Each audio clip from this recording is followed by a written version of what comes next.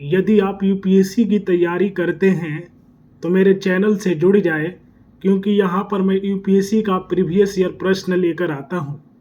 तो एक और प्रश्न लेकर आया हूँ और ये प्रीवियस ईयर ही प्रश्न है। शिक्षा एक निषेधाज्ञा नहीं है, यह व्यक्ति के समग्र विकास और सामाजिक बदलाव के लिए एक प्रभावी और व्यापक साधन है। उपरोक्त कथन के आलोक में नई शिक्षा नीति 2020 एनईपी 2020 का परीक्षण कीजिए। 150 शब्दों में लिखना है। उत्तर लिखने का एक ही तरीका है कि पैराग्राफ छोड़ के लिखे, टू द पॉइंट लिखे। जितना सुंदर आपका लिखावट होगा उतना अच्छा नंबर मिलेगा। तो भूमिका लिखने के बाद लिखना है कि शिक्षा एक ऐसा ज्ञान रूप उपकरण है जो लोगों के ज्ञान, कौशल, तकनीक, सूचना तथा अपने अधिकारों एवं कर्तव्यों के बारे में जागरूकता करता है।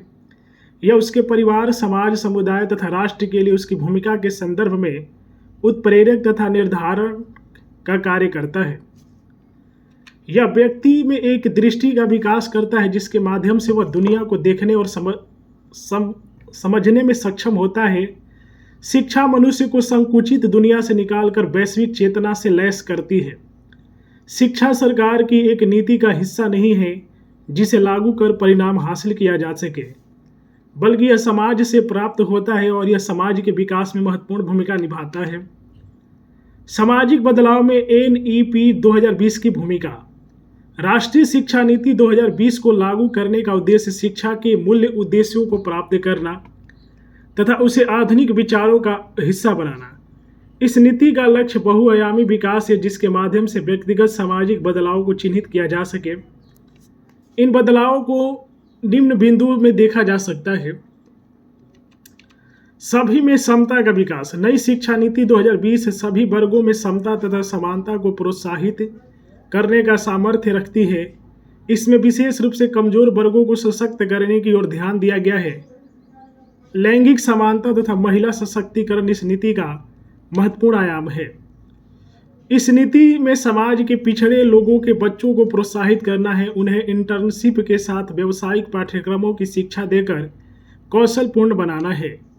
सामाजिक दूरियों को कम करना। एनईपी 2020 में ग्रॉस एनरोलमेंट रेशियो GER को वर्ष 2030 तक स्कूली शिक्षा में 100% प्राप्त करने का लक्ष्य है।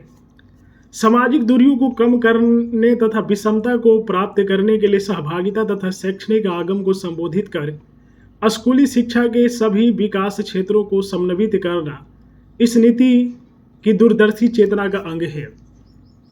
मातृभाषा में शिक्षा। एनईपी 2020 में हिंदी तथा अंग्रेजी माध्यम की बहस को समाप्त किया है। इस नीति में मातृभाषा में कम से कम ग्रेड 5 तक शिक्षा प्रदान करने पर जोर दिया गया है। इसे शिक्षण का सर्वोत्तम माध्यम माना गया है। मातृभाषा में बच्चों को सीखने के साथ संस्कृति, परंपरा तथा सामाजिक प्रवृत्तियों से एकीकृत होने का मौका मिलता है, जिसे बच्चे अपने भाषा में आत्मसात करने में अधिक कामयाब होते हैं।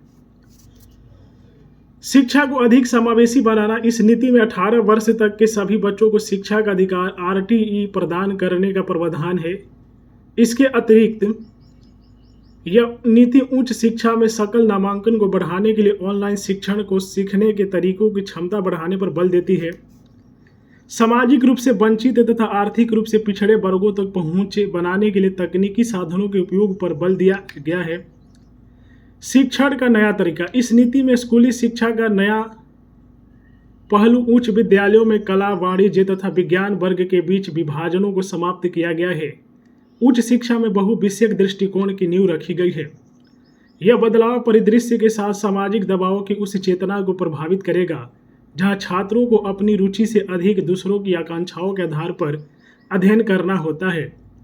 व्यावसायिक शिक्षा के माध्यम से नए कौशल को सीखने तथा आधुनिक दक्षताओं से परिचित कराने की प्रवृत्ति को बढ़ावा देने के लिए नई शिक्षा नीति में महत्वपूर्ण उपाय किए गए हैं। शिक्षा और सामाजिक न्याय। एनईपी ने सामाजिक न्याय के लिए शिक्षा को प्रभावी रूप से मान्यता प्रदान की है। इस प्रकार एनईपी केंद्र तथा राज्य सरकारों को प्रयास को सक्रियता प्रदान करने वाला दूरदर्शी आयाम है जिससे सामाजिक न्याय को बढ़ावा दिया जा सकता है। इसके साथ ही सामाजिक बदलाव एवं सामाजिक न्याय की प्रवृत्ति को और सक्रिय किया जा सकता है। निष्कर्ष। राष्ट्रीय शिक्षा नीति 2020 का उद्देश्य शिक्षा प्रणाली को 21वीं शताब्दी और वर्ष 2030 के सतत विकास लक्ष्यों की आवश्यकताओं के अनुरूप लचीला तथा बहुविषयक बनाना है। तो यदि आप यूपीएससी के प्रिपरेशन करते हैं, यूपीएससी के प्रीवियस ईयर प्रश्न देखना चाहते हैं, सुनना चाहते हैं, पढ़ना चाहते हैं, तो मेरे यूट्यूब चैनल को सब्सक्राइब कीजिए, फेसबुक को फॉलो कीजिए, वीडियो को लाइक करें, ज़्यादा से ज़्यादा शेयर करें। जय हिंद।